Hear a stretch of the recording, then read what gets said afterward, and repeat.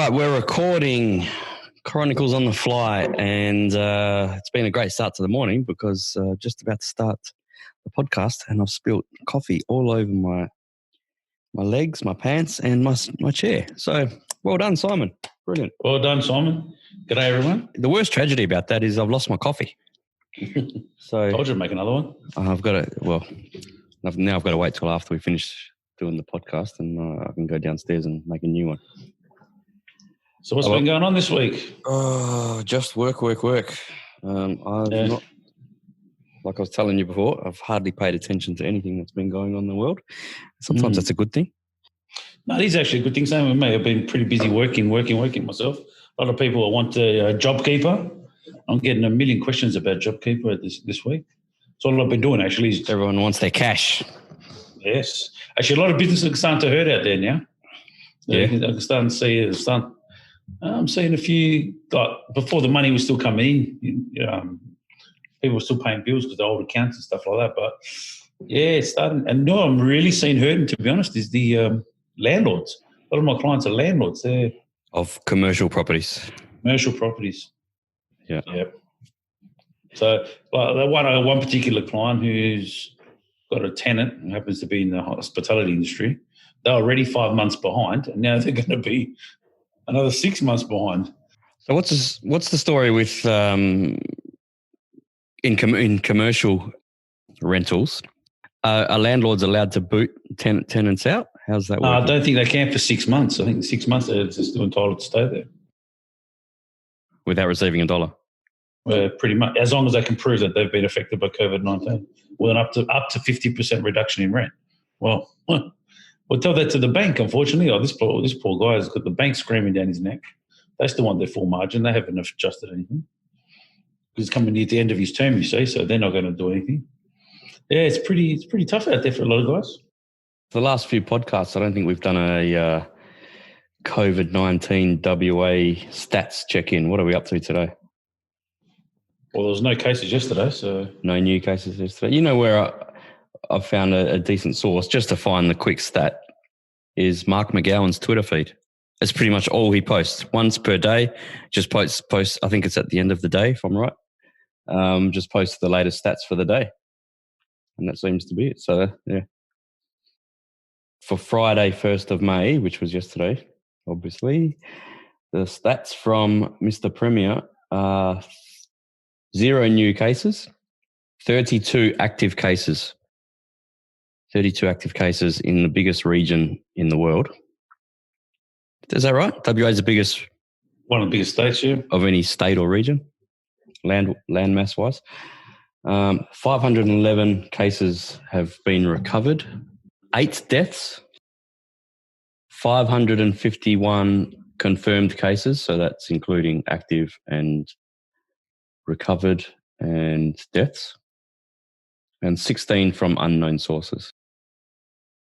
Just over 41,000 people have been tested and do not have it. So, 32 cases in WA. It's just going down every day, isn't it? It's got, how many this week? Two cases, and they're both to do with overseas. One was with a boat. And one... It just seems like it won't be long until there's no cases left, and then what happens? Or are they going to shut us down, or they're going to open it up, or they're going to keep it closed? Well, they've made such a hoo-ha about everything, and it's going to look stupid if they just, let's say 2-3 weeks' time, it's kind of all but over, which on those stats it kind of looks like it is all but over. And then what are they going to do? Oh, don't worry about your JobKeeper and all that kind of stuff. Let's just, continue on as normal. The thing is, they're just keeping all the states kind of in line as much as possible, it seems. So I don't think that's going to happen. They're going to kind of act as if it still is a large issue, I think. Yes. I think they have to. I think they really want to wipe it out, but until a vaccine's readily available. So you reckon there's going to be this working from home and self-isolation, even if we have 0 cases in WA until there's a vaccine? Well, I reckon self-isolation is going to be in for a while. That's my opinion. But even if there's, or social distancing, I should say. Social distancing is going to be in for a while.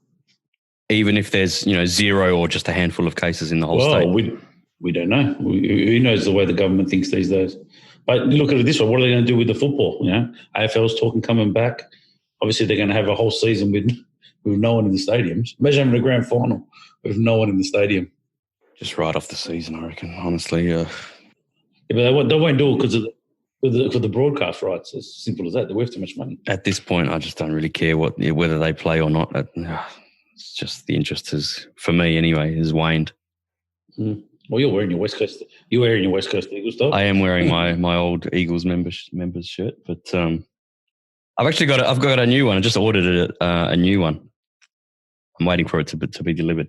So thanks, West Coast Eagles Superstore. Yeah, well, you got to thank for Australia Post because they have been absolutely abhorrent lately during this COVID-19. Delivery times have been an absolute joke. I waited 3 weeks to get a delivery from Queensland. Nearly a month to get a delivery from New South Wales. I mean, I was like, are you serious? I was like, what is going on? Is that because they got extra work to do or less staff? Oh, I can't answer that. So, yeah, Australia Post, not the most efficient organisation at the best of times, you could say. Far from it. And now they've reduced deliveries to, is it every second day to your house? Is it? Oh, well. Well, I've been getting my Amazon orders. I got a few things that I like on a subscription order every month or every second month. And they seem to come fairly on time. And if they're a week late or so, it doesn't really, they're not noticed. And I'm talking things like nappies, baby wipes, things like that. Or the essentials. Toilet paper even. I've always had, not always, but long before this, toilet paper crisis started and everything. Actually, I wonder what's happened to the toilet. I haven't been to the shops. Well, I'm getting to that. I was getting, like large packs of toilet paper delivered. It's just easier. I always thought it was easier. And, it would be like every second month I'd get it ordered in bulk. So that I think that they had to skip 1 month recently, which didn't affect me. And then a couple of weeks ago, an order came. So, yeah, no trouble there. But, the toilet paper crisis, I went to Coles the other day and absolutely chock-a-block full. Oh, well. It looked like no one had touched toilet paper off the shelves for a month.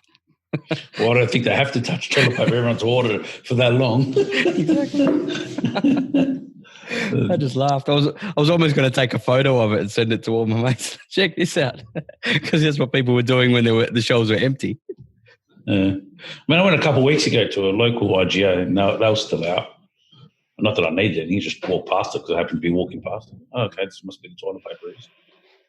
All right. Well, as I said, I've barely been taking notice of any news this week because I've just been head down, bum up with work. But you had a few things, so maybe you can lead the way in topics today. I was just thinking what your thoughts were on the mining magnate, Mr. Andrew Forrest, inviting the Chinese Victorian consul to the press conference with Greg Hunt. I don't think personally that was a very good move. I understand what he's trying to do because you don't want to upset your apple cart, your biggest customer. But in saying that, you don't sabotage the press conference of the federal minister. So it was Greg Hunt's press conference. Conference. He was doing, I believe it was something to do with the Minderoo Foundation. Oh, that's Twiggy Forrest Foundation. Yeah, and then he invited the consul from the Victorian consul. So kind of high. Was it the Chinese ambassador? Who was it? Yeah, China. Yeah, the consul general of Victoria. Okay. For China. So and just each state's got a consul general. So just all of a sudden announced him on stage, and the guy kind of hijacked. Oh, I didn't even what said. I was like, I just saw the reports. I was like, really, Twiggy? I mean, really, Andrew? Come on. Basically, it was pro-China propaganda. Oh well, I think to an extent. But you got to look at. That's absolutely wrong if Greg Hunt didn't know that was going to happen at his own press conference. That's right there. I think my issue is not so much that the Chinese guy was there. It is what it is. But my issue is specifically why wasn't the minister informed that there was going to be a representative from the People's Republic of China talking at the press conference, his press conference, especially at the time in this time when it seems like the Australian and Chinese governments are butting heads over having a review or inquiry about how this coronavirus began. which seems logical to do. And I think that was the second time Forrest has done that, because he did it with Roger Cook here as well. So with the WA Consul General, Madam Dong. From Andrew Forrest's perspective, right? So he's the head of Fortescue Metals Group, and who's his client? He's got one client, China, right? China. Where else does his metal go to? His iron ore go to? And I get his point. You don't want to upset that player. No, I understand, and I totally get that you need China-Australia relations. You don't want to strain them, but they've got to be fair. That's what I believe. Because it's like, at the end of the day, there was no need for the consul to be present at that meeting.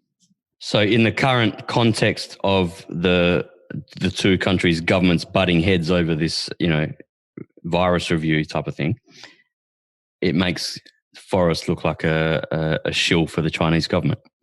Well, it does in a way. But again, look, I understand what he's trying to do. He's protecting his vested interest. And I get that. But there's ways to do it, and there's ways probably not to. I don't think he did it the right way. There you go. Well, what specifically did the ambassador or whatever he was I don't think there was anything specific, but it's just the way, we come to a crisis that initially there was this whole virus come from China. So it's kind of a bit weird that you'd be thanking the Chinese for supplying you with PPE for a virus they created. Yeah, well, that goes to the arsonist is holding the fire hose, right? which we called one of our episodes a few episodes back. Yeah. So and also Kerry Stokes got involved again. I'm like, guys, just don't get involved. It's not your Kerry Stokes. What did he have to do? Kerry. I think he said something about China as well. I think he basically told the Prime Minister not to poke the bear too much, the Chinese bear. I was like, well, he's not poking. I mean, I can understand his frustration, the Prime Minister's frustration with the whole situation. You can understand that.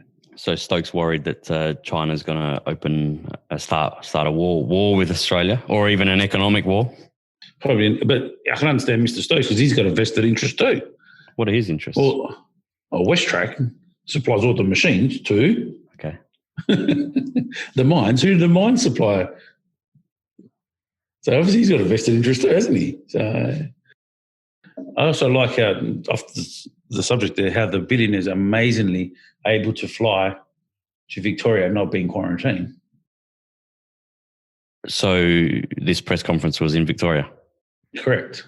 So Forrest has flown over there, okay. Obviously he come from Perth, so he's gone there. So what happened to his 14-day mandatory quarantine?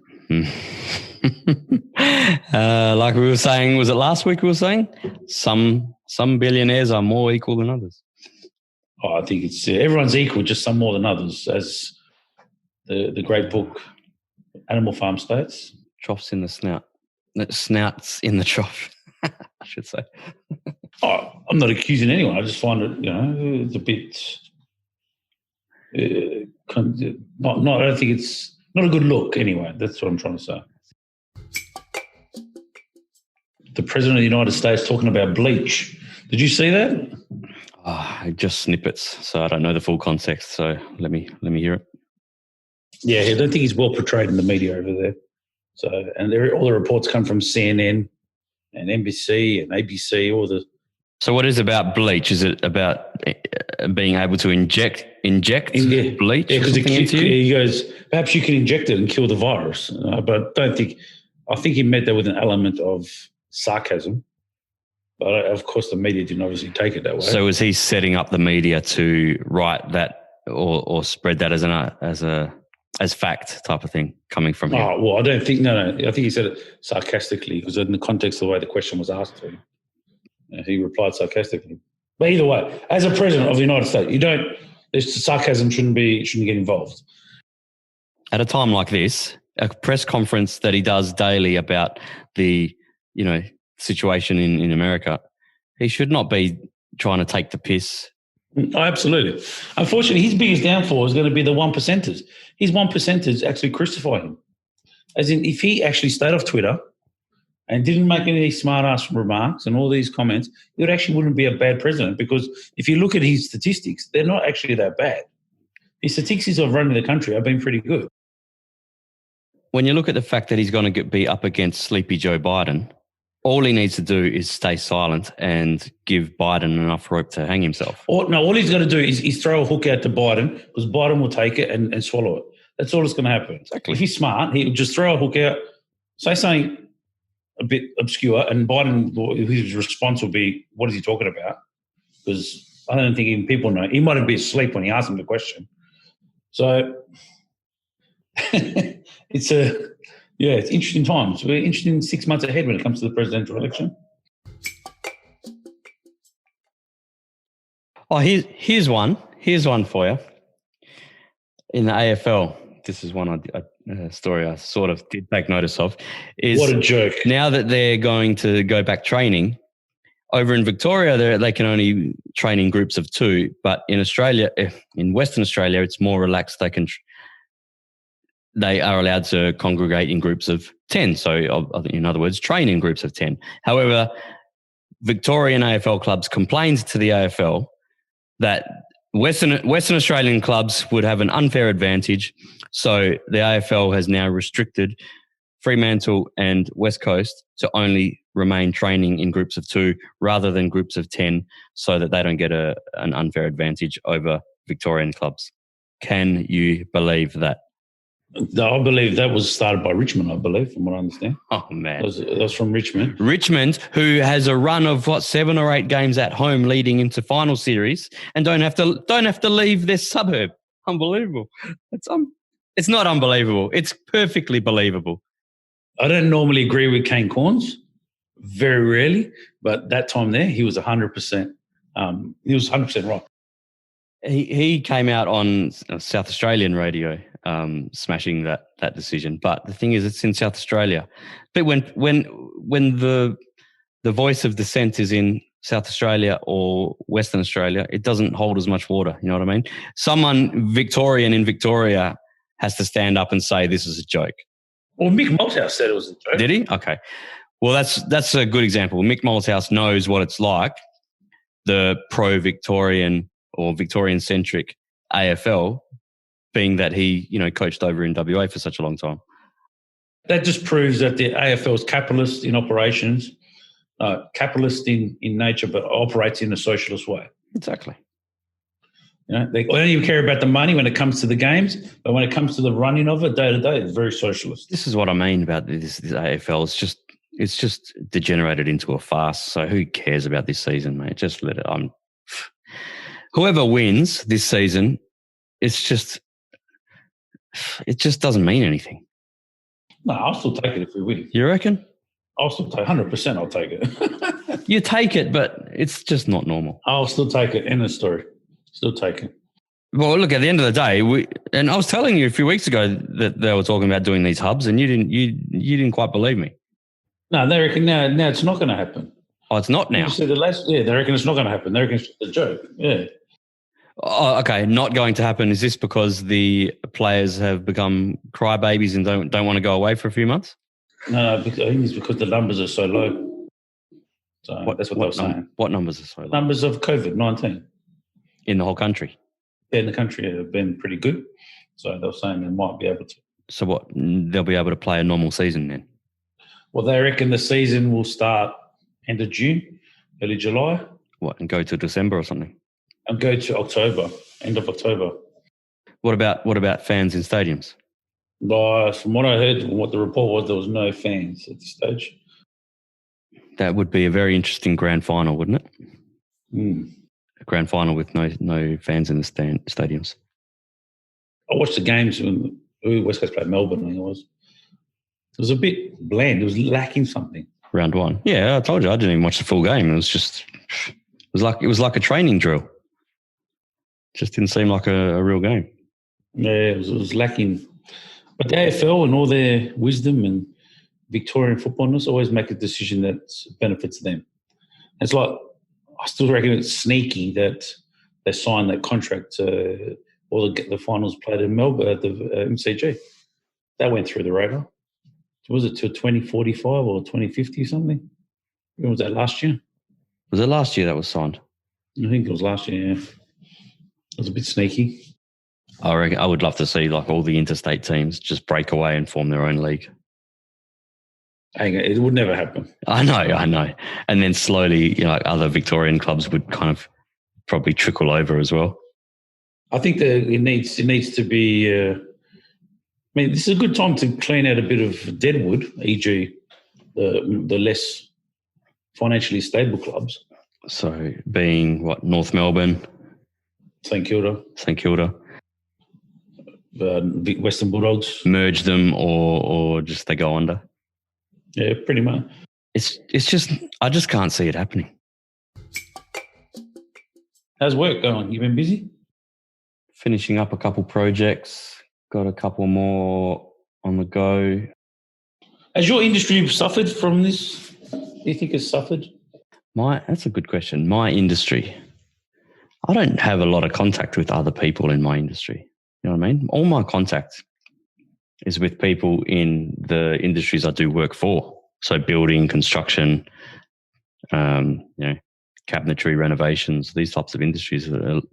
I've got clients in other industries as well, but they're the bulk of it. I suppose you could say my niche area. But, dealing with other people that do web design and that's not entirely true. I mean, I do speak to like a copywriter. She sometimes does work for me. She's suffered a bit. Unfortunately, she's had some cancellations of her own clients.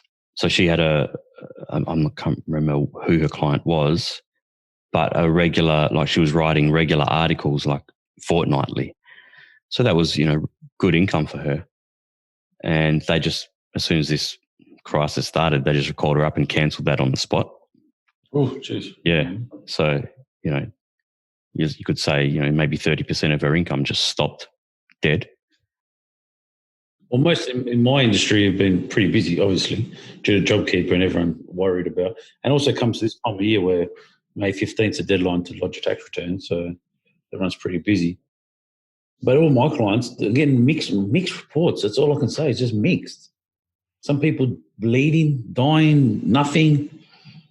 Even in construction, some are dying, and others are like, I was speaking to one particular client, he reckons it's the busiest he's ever been. I know that my brother's an accountant, and he's had a reduction in his hours, in his weekly hours, and that proportionally to his pay as well, I think. And he said, it's been a lot of answering inquiries from the firm's clients, more so than doing build work that they can bill for. Oh, I 100% agree with that. All my work's been purely inquiry work. And can you send me for JobKeeper? Do this, do that. How much have I was like, it's all that. Yeah, but is that something that you are charging for? Well, we're going to have to make a company decision on that soon. So. I think so, because if that's all you're doing, doing applications for people for JobKeeper, JobSeeker, or whatever it is, well, that's work. At the end of the day, every individual could do that themselves, couldn't they? Well, a lot of people haven't got the money, so that's the other issue. What are you going to do, bill them? Not get paid? Yeah, I understand. We're in a catch-22. I mean, your brother's firm's a lot larger, a lot more. He's like a tier 1, tier 2 sort of firm, so more. I think his clientele's obviously a lot more bigger than ours. Whereas mum and dad businesses, you'd have to ask him, but yeah, I think they do have more businesses. Yeah, completely different. Mine are a lot of mum and dad sort of businesses. Whereas your brothers are like proper large scale, small to medium, or more medium enterprises, as mine are like one-man bands.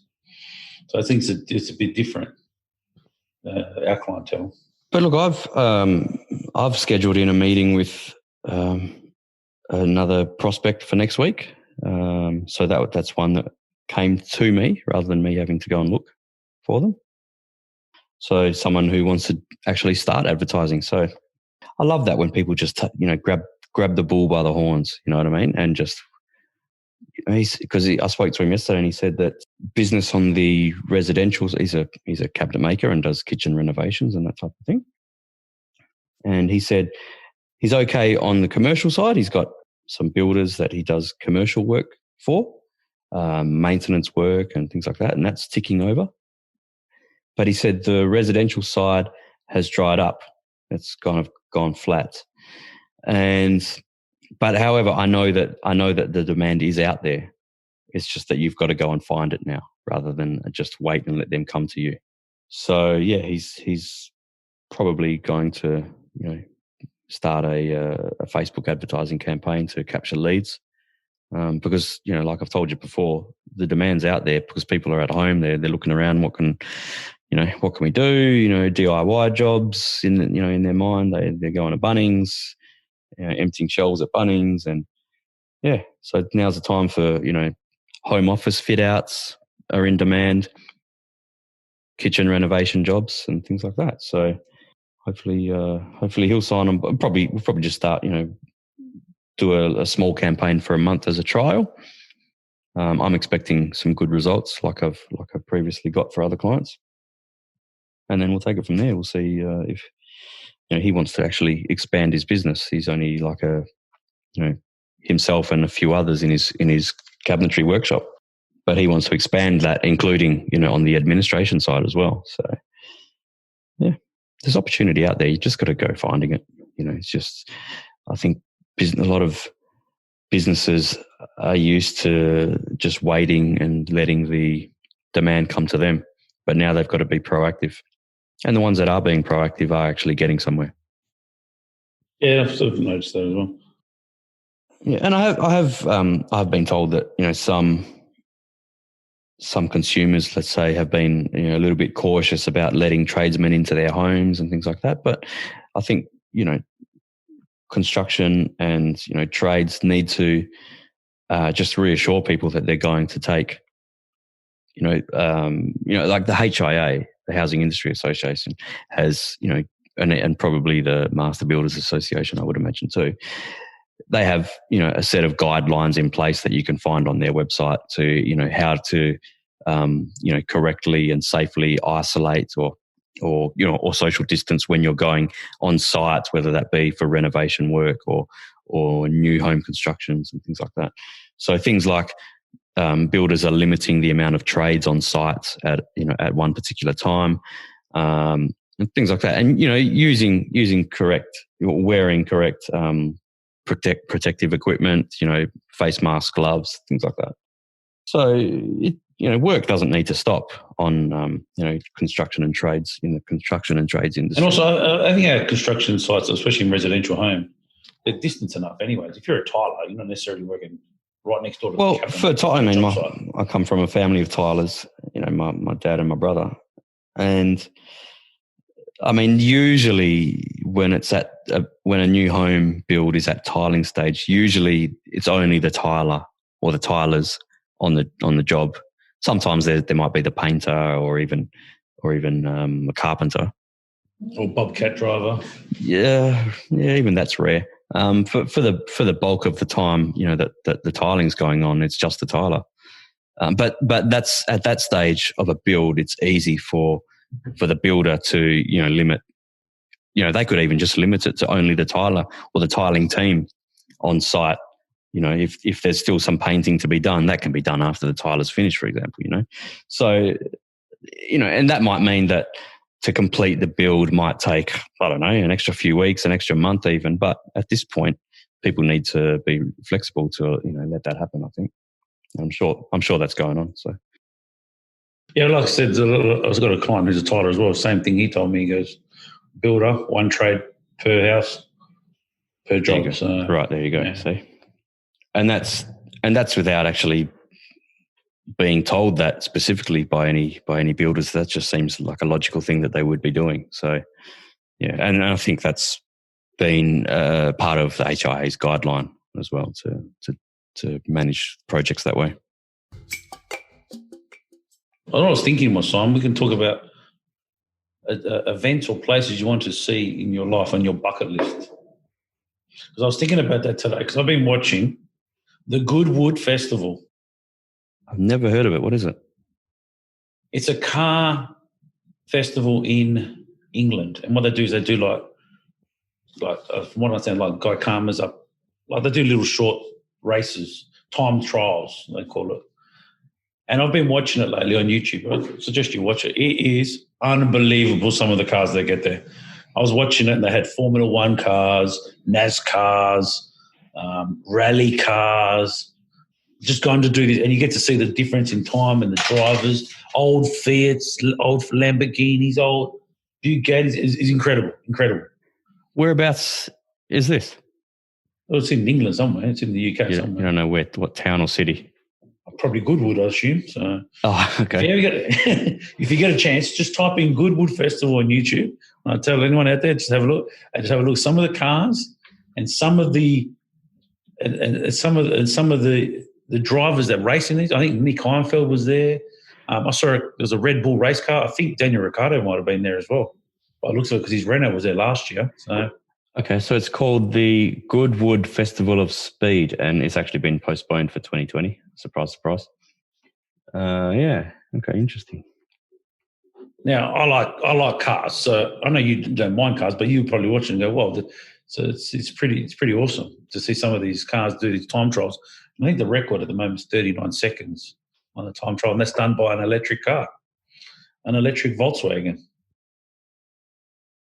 Yeah, I'll have to check that out. Have you seen the motorbike race that they do in the Isle of Man? Isle of Man, the TT? The TT. Those people, honestly, are insane. What's TT stand for? I can't remember what TT means. I don't know what it stands for. I've just watched it and I go myself, to say they have no fear is not so. They must be made of stainless steel. Well, it's every year there's at least one death. It seems like they go flying off cliffs and it's incredible. Incredible, absolutely incredible. I've seen accidents where they've slammed into walls, and we're talking like 250 kilometers an hour type of. Yeah. Oh yeah. Yeah. They fly over hills and get airborne. Amazing stuff. Yeah. And they're amateur riders mostly, aren't they? Oh yeah, there was a famous rider. He made the TV show. I forgot his name. There was a documentary about it. I watched a number of years ago now. Yeah. So anyway, who was this rider? I forgot his name. He's a famous rider. He does it all the time. But he done a TV show. You can see they're not your standard person. His mindset time is not normal. Like what he does is just like a guy Martin. He's a British motorcycle rider, and he's specialised in the Isle of Man. And if you watch this documentary about Guy Martin, you can just look at this guy and you go, "Man, this guy's not normal. He's just got no fear." It might have been postponed for this year as well, because I'm looking on the website now and it says 29th of May till the 12th of June 2021. So it goes for 2 weeks. It's not a one-off race. They must have a bunch of different categories and stuff. So that'd be pretty interesting. Well, yeah, I've got a wouldn't mind going to watch that. I mean, I would like to go to Monaco one day, Monaco Grand Prix. Yes. I'm just talking purely motorsport now. I think you'd love that. All right, so events on my bucket list. Obviously, one we've mentioned previously is to go and see the Yankees, and I'd love to go and see the Yankees in the World Series. That would be better. If the buggers would get to the World Series again, would be nice. What else? Yeah. Even the Super Bowl would be awesome to see as a spectacle. As a spectacle, I mean, that would be amazing. At least you get your money's worth, 4 hours. It's actually one sport that I've never taken the time to try and understand it. That's the thing. It's never grabbed me. I had a gentleman explain to me once, and it was like, "Oh, is that all it is?" It wasn't like really complex. But it was, I forgot what he actually told me because it was like 20 years ago. So, it's too stop and start for me, for my liking. However, having said that, I do love watching baseball. So, you could say that's stop and start as well. That's extremely stop and start. Yeah, I know, but I just love the intricacies of baseball. And granted, I mostly only watch when the Yankees are playing. If it's two teams and not including the Yankees, show me the highlights. But if the Yankees are playing, I do love to watch. I'm happy to watch the whole game. It's just something about that franchise that I just fell in love with back in the mid to late 90s when they were, going on their dynasty run. And I've loved them ever since. Even an NBA final would be good to watch. Game 7. Yeah. Oh, on NBA, Are you up to date with the Last Dance documentary? 100%. Whoa, Amazing. this is awesome, isn't it? I'm loving this series. I actually watched, like I told you before, I watched the documentary, Dennis Rodman. Yeah. What's it called? My God. No, I can't remember. It's the 30 by 30. 30 for 30. Yeah. 30 for 30, Dennis Rodman. He's a very complex guy. Like, that's the only word I could use to describe him. So was it episode 3 or episode 4 of The Last Dance where they would, I think it was episode 3. With Dennis Rodman? It was focused on Rodman, but started kind of when he was at Detroit Pistons. Yeah. I actually never realised, I never knew that Rodman won 2 championships with Detroit. 88, 89. And they really had the wood over the Chicago Bulls for a good 3 years in a row. Well, Isaiah Thomas didn't make the 92 Dream Team because of his beef with Michael Jordan. Oh, really? They couldn't stand each other? Oh, well, I think Michael couldn't stand Isaiah more than the other way around. Because Isaiah Thomas was a really, really awesome player. Yeah, but they were thugs, Detroit. Anyway, the way they're portrayed in the Last Dance documentary there. I think they even admit they were a bit rough. Well, I think they knew that they were technically not as good as some of the other teams in the league. So the way to counter that was to rough them up. Like the way they played Jordan was to not allow him to jump, basically. So as soon as he would run into the key, just crowd him out and foul him out, pretty much, eh? And it worked. Pretty much, it worked. And someone made a good point. They go, would LeBron James, how would he have coped against those guys? Because I thought, a really good question. I don't know. I mean, I don't know enough about today's game. LeBron's very strong, isn't he? He's physically a mountain, isn't he? He's pretty strong, yeah. But does he have? I mean, I suppose no one in history has had the leap of Jordan, but does he have a pretty good leap, LeBron? Oh, yeah. LeBron's awesome. There's no question about it. He's just an overall awesome player. Yeah, it's just like, how would a guy like that be in a team of those guys with physically that? I think today's more like foul, from what I can see, compared to what of those guys. I mean, they would have been ejected. And I love the way the Bulls coach Phil Jackson, when they drafted, or did they draft or trade for? They traded for Rodman. Rodman. They traded for him. So when he went from Pistons to San Antonio. Did he even spend a full season with San Antonio? I don't know. Yeah, no, he done a couple of seasons with San Antonio. A couple of seasons, was it? Okay. Yeah. And then they got him. They were never going to go from. He was never going to go from Pistons to Bulls. I suppose the rivalry was too. And actually, what they actually said, I think it was in the documentary. I think it was in the 30 for 30 by Dennis Rodman. How the Bulls public actually accepted him because there was fear that they weren't going to accept him as a Bulls player. Well, like I said, he had that buffer period between the two rival teams. So that, I suppose that helps. And he was so good, right? He was just a rebound king, right? He was just a rebound magnet. Hey, those scenes where he juggles those rebounds over the top of other people's heads, it's just amazing to watch how, the ball was just attracted to him. And like he'd throw his body on the ground in the crowd. Well, that's what he said. He was just not afraid to get hurt if that's what it took. Actually, the other documentary on the 30 by 30 was talking about how much of an animal, and Jordan did bring it up in The Last Dance for a little bit, as a beast of an animal he was for training. They reckon he went out one night they went out and he drank 40 Jaeger bombs, 40 of them. I'd be dead. Yeah, most blokes would be like, and they reckon he woke up and he went training like it just didn't affect him. Most blokes would have been unconscious for hung out for 2 days. They reckon he went to training first thing in the morning, like no effect at all. I reckon for that he was absolutely incredible. Yeah, I just don't get it, mate.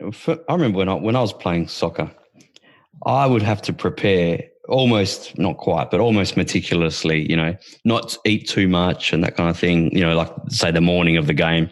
If I had too much of a big breakfast, I'd feel lethargic. And then I remember one particular player, he'd rock up to a game eating McDonald's. Like coming into the change rooms with bags of McDonald's and Hungry Jacks, and everyone would just be, laughing and shaking their head.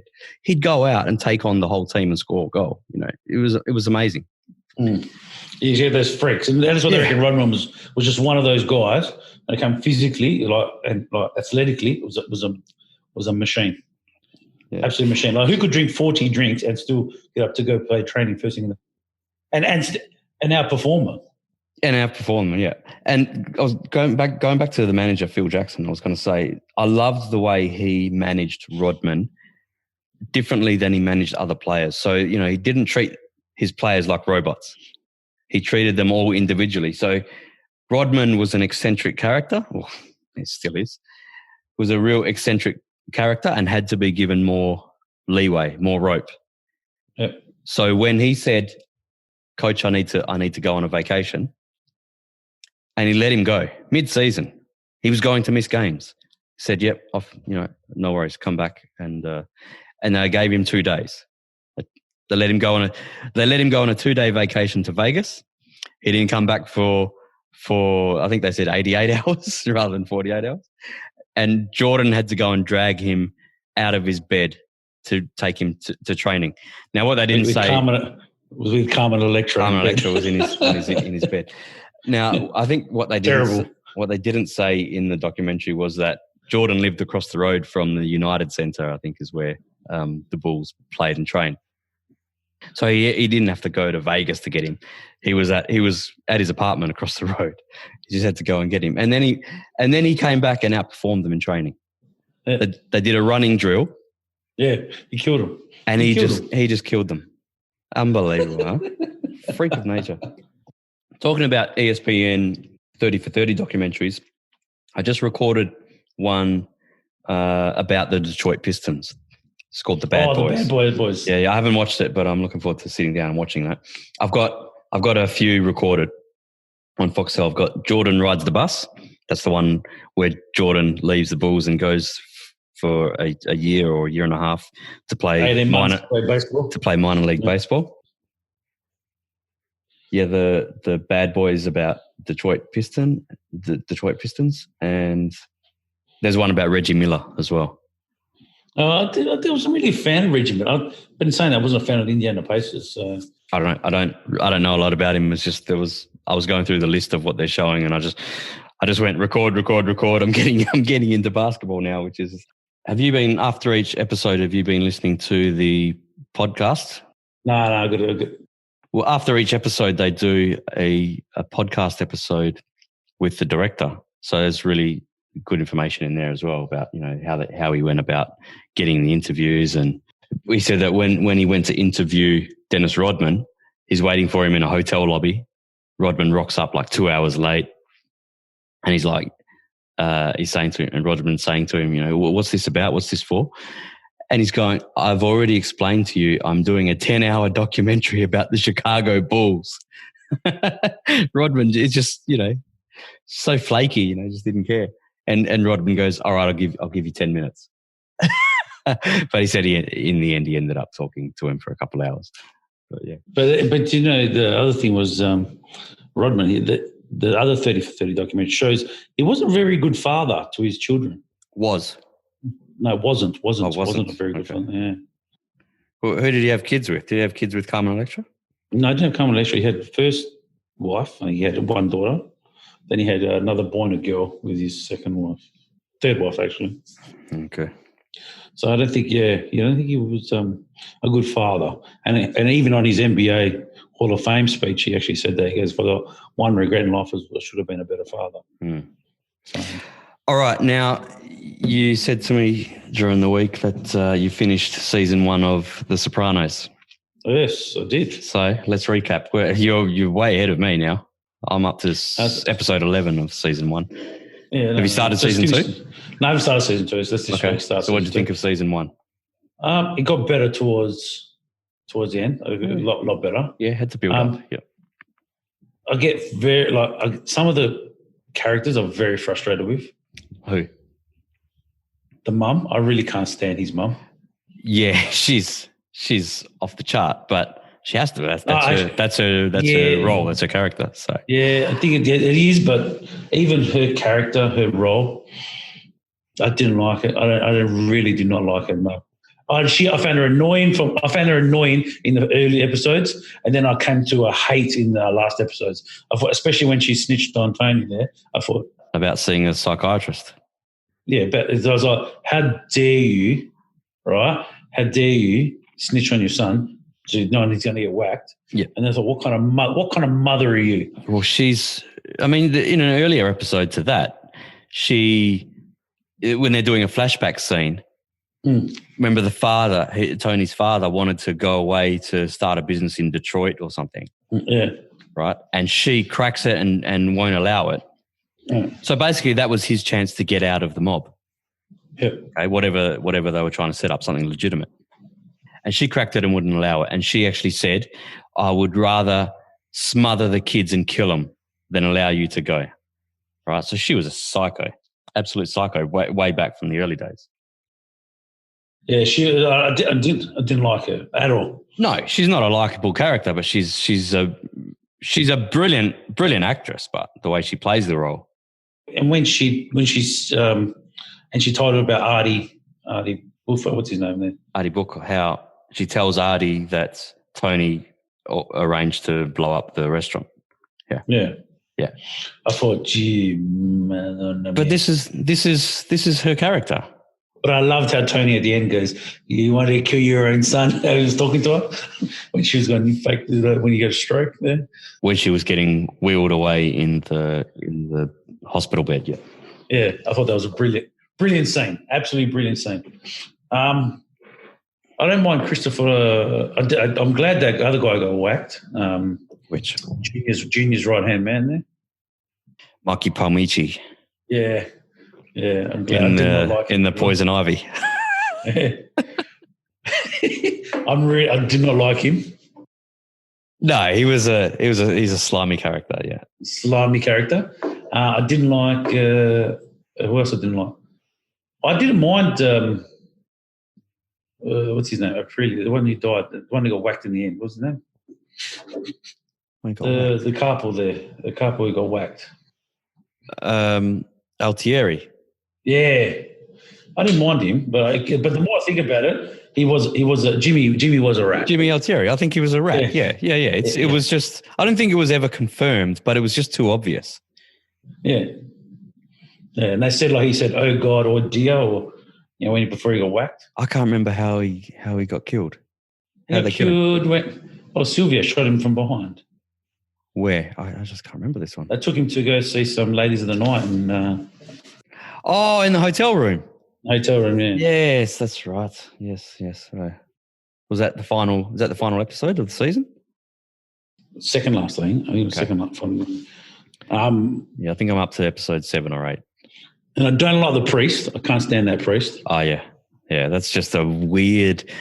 That's a weird plot line, isn't it? The priest and Carmela. No, just a priest full stop. No one, I've never been a fan, my feelings on priests. And that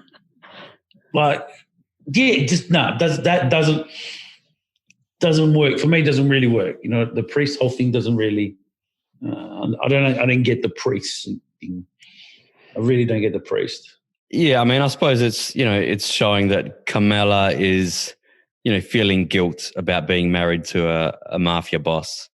And, so she's looking for spiritual forgiveness, guidance, whatever. But where she's trying to find that, she's also attracted to this priest. So she's looking for two things, someone who's not Tony, obviously, and spiritual guidance or whatever. And yeah, she's looking for both in the one place, and it's just a weird plot line. It's a weird plot. That one and that's a very weird plot line. The exchange girl student there, the Sicilian girl. I'm not up to that. I can't. That was episode 11 where he's dreaming. He's daydreaming that Cusimano's got an exchange student. Is that season 1? Yes. Oh, she's just ridiculous. That is Maria Grazia Cucinotta, I think. That's the one. Yes. She was Sicilian Miss Italy, I think. Yeah, she's quite a pretty lady there. Oh, yes. not bad. She's an older woman now, but yeah, she's that's a dream sequence, and yeah. I don't like the dream sequences in The Sopranos throughout. There's a number of them throughout the whole 6 seasons. Most of them I find annoying. Yeah, I mean that's just, I suppose, some creative license by David Chase, but I never liked them. And I don't know. That's what I liked. Was pretty cool. Was when Tony was supposed to get whacked there. How like when Chris pulled up and blocked those two guys from getting out of the car. He didn't realise he just followed the assassination. He followed the way that I like how the screen wrote that. How like Chris pulled up in front of Strachali's there. He walked in. They were going to whack him. I can't remember it. Were going to whack. I'm not up to it, and I can't remember it.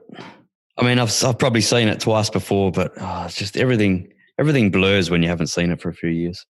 And I actually don't know what I'm not a fan of is Chris. What's his name? His missus there, Chris. Was it Chris Montanaro? What's his name? Moltisanti. Yeah, his missus there. What's Andrea? What's her name? What's her name in the actual TV show? That's a real name, actually. The blonde one. Andrea De Matteo. Yeah. What's her name in the show? Adriana, yeah. Yes. Yeah, I'm not a fan of her.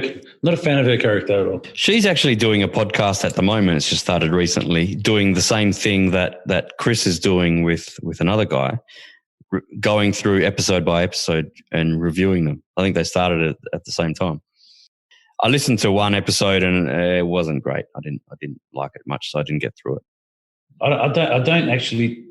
Not that I don't like her character. She's got like almost too much power over him. I don't actually like her. Not quite. But that's maybe a bit later it doesn't. But as in, what I'm saying is, like the whole music deal. You know how they're talking about the music deal? Oh yes. Her ex-boyfriend or something. Her ex-boyfriend. Like, what's he doing there, man? You're burning money. With The Sopranos, I maybe only season 6 I could tell you, or maybe even season 5. I could tell you what happens when and that type of thing. I haven't got all the it's all in my head, but all jumbled up. Yeah. And to put all the puzzles in place, I need to go through and watch the whole 6 seasons all over again, which I've started doing now. So I'll start doing season. Season 2 this week now. So between The Last Dance and that, I'll get onto it. Well, The Last Dance comes out. Is it Monday nights they come out? Yeah, Monday. Yeah, Monday. Oh, hang out for those. It's brilliant. Really, really cool. It's probably good that they're drip feeding 2 per week rather than all one big bang. Actually, one show that you need to watch on Netflix is Afterlife with Ricky Gervais. Have you seen it or heard of it? No, my wife watched it. I haven't seen it. Oh, Mel, what a show. Hilarious. We're talking about Ricky Gervais, one of the greatest comedians of all time, if you ask me. Yeah. Oh, man. Season 2 just dropped, and my wife and I think we watched it in 2 nights. It's only 6 episodes, which go for about 26 minutes each, so it's not a huge investment of time. But start on season 1. It's brilliant. It's absolutely brilliant. There's everything in this show. There's absolute piss funny humor. You will wet your pants laughing. It's so good. Make you cry. Was that someone died? Someone died in his family? Or? It's about the premise is that he's basically depressed and almost given up on life because his wife died of cancer. That's it. Which sounds absolutely depressing, but mate, this show is just the best. Actually, I did watch the first episode of that. My wife goes, "Watch it. You like it?" And I'm like, "It's brilliant, man. It's absolutely genius. This show is absolutely genius. From 1 minute to the next, you'll almost be in tears, to absolutely wetting your pants laughing, to the next scene almost being in tears again. It's so good. It just plays with your emotions. It's sensational. It's so good. It's so good. You just have to watch it. Go back to season 1, episode 1. Start it again. No, I did watch it. I'll watch it again. I'll give it the benefit of the doubt. I can't believe you didn't continue with it. It's so good. Man, I'm into documentaries. Oh, it's such a good show. Ricky Gervais is just a genius. I follow this guy on YouTube named Bored and Bankrupt. You ever heard of him? I don't know if I've spoken to you about Bored this and guy. Bankrupt. No, bald and bankrupt. Bald. Bald and bankrupt. No, bald. No. This guy's got no hair, right? Sounds like he goes around all like Russia and Moldavia and all these countries. Incredible, man. Gotta watch it out. But he just by himself and throws himself in situations like, man, this guy's got he's either mad or he's got no fear. Is this I watch on all his Netflix? YouTube. No, YouTube. Just I always watch YouTube. It's only video gets 15, 20 minutes. It's all like about old historic Soviet stuff, like Cold War stuff. But anyway, he goes around and just the people he meets, the situation he puts himself into, and it comes down to is he can speak he can speak about 3 or 4 languages. And that's one gift, Simon. I do regret not knowing to speak more languages.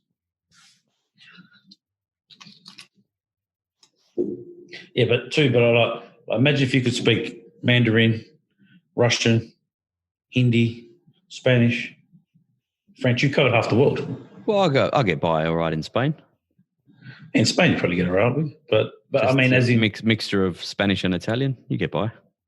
Yeah, imagine if you could speak those 5 or 6 languages fluently. Yep, you'd be Bahasa. Yeah, that's what I said. So if you speak English, Mandarin, Russian, French, Spanish, Hindi, and if you could throw Bahasa in there, or in Arabic, there you go. There's 8 languages. Arabic, yeah. Where's Bahasa if you from? Bahasa's Indonesia, Southeast Asia. Right, okay. So you get I look at it this way: if you speak to people in multiple countries, like Indonesia, how many hundreds of millions of people there between Indonesia. But to learn all of those, what you mentioned, 5 or 6 languages, to learn all of those fluently take a lifetime anyway. Well, funny you say that. I mean, I know a guy. I think it was 8 languages he could speak in the end. All right, we better wrap up. How long we've been going? An hour. Yeah. Already? Yeah. Oh, my God. It just flies. All right. My battery's going to die on my laptop soon, so I've got to convert this to audio and get it up. So. All right. Buddy. It's been great. Talk to you later on. Ciao, man. Ciao. Marcatore di Cannavaro. Palla tagliata. Messa fuori, c'è Pirlo, ancora Pirlo di tacco. Tiro!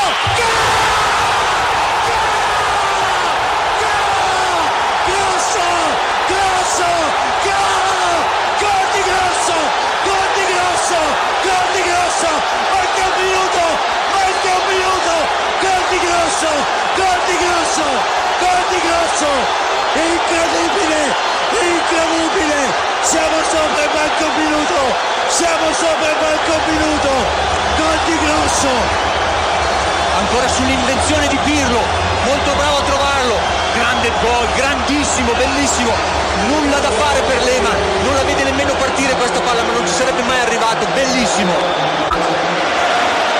Arriva il pallone, lo mette fuori Cannavaro. Poi ancora insiste Podolski, Cannavaro, il contropiede con Totti, dentro il pallone per Gilardino la può tenere anche vicino alla bandierina, cerca 2 contro 1, Gilardino, dentro Del Piero,